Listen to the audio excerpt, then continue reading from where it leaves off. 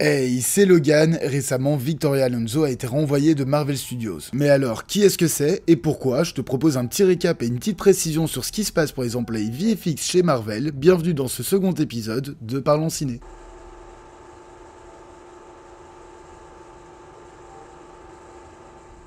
Victoria Alonso est une productrice argentine. Elle a commencé à travailler pour le MCU dès le premier Iron Man, c'est-à-dire en 2006 avec le temps de production. Les projets se sont enchaînés, le MCU s'est développé et Alonso est devenue également l'une des principales responsables de la post-production, de l'animation ainsi que des VFX pour les projets Marvel. Il s'agit donc d'une des personnes les plus importantes de Marvel, étant également le bras droit de Kevin Feige. Mais après 17 ans de service au sein de la firme, il a été annoncé que celle-ci s'est faite renvoyer. Mais alors, pourquoi? Eh bien, il faut tout d'abord jeter un coup d'œil à son travail et voir quelle est la situation des effets spéciaux chez Marvel. Si on reprend le MCU depuis le début, les effets spéciaux ne sont pas si mauvais que ça, voire excellents pour leurs époques respectives. Mais à partir de la phase 4, ça diminue. Les premiers projets ne sont pas si mauvais que ça, mais avec l'arrivée des séries Disney+, c'est assez compliqué. En comparaison, en 2019, 3 projets du MCU sont sortis. En 2021, nous avons eu 4 films et 5 séries. En 2022, 3 films et 3 séries. Ça fait donc déjà plusieurs mois que la situation des artistes VFX pour Marvel est critique. Variety a enquêté dessus et de nombreuses personnes sont également prononcées sur les réseaux. Toutes ces personnes travaillent pour des boîtes d'effets spéciaux et expliquent quelque peu le mal-être qu'ils vivent. Marvel serait un très mauvais client. Pour ne donner l'exemple que d'un d'entre eux, le premier problème sont les deadlines. Celui-ci a expliqué qu'il n'avait que 6 mois pour finir les effets spéciaux, que c'était du travail 7 jours sur 7 pour des semaines de 64 heures et encore quand c'était calme. Ce qui a bien évidemment pour conséquence que de nombreuses personnes se retrouvent très rapidement en burn-out, en crise d'anxiété et tout ce qui s'ensuit. De plus, Marvel demanderait également de très nombreux changements de dernière minute, obligeant parfois les équipes à retravailler totalement certaines scènes en quelques jours. Et le plus gros problème, c'est que vous n'avez pas intérêt à ne pas faire ce que Marvel veut. Celui-ci étant sous la tutelle de Disney, c'est donc l'un des plus, si pas le plus gros acteur du marché économique d'Hollywood. Si vous ne remplissez pas leurs attentes, il pourra vous faire totalement blacklister d'Hollywood et vous pouvez dire adieu à de très nombreux projets. En tant que responsable des effets spéciaux, de nombreux employés accusent donc Alonso d'être la raison d'une ambiance toxique et d'un mauvais environnement de travail pour ses employés. Afin de pouvoir laisser ses employés respirer, maintenant que ces déclarations sont à la lumière du jour, Marvel a dû réagir.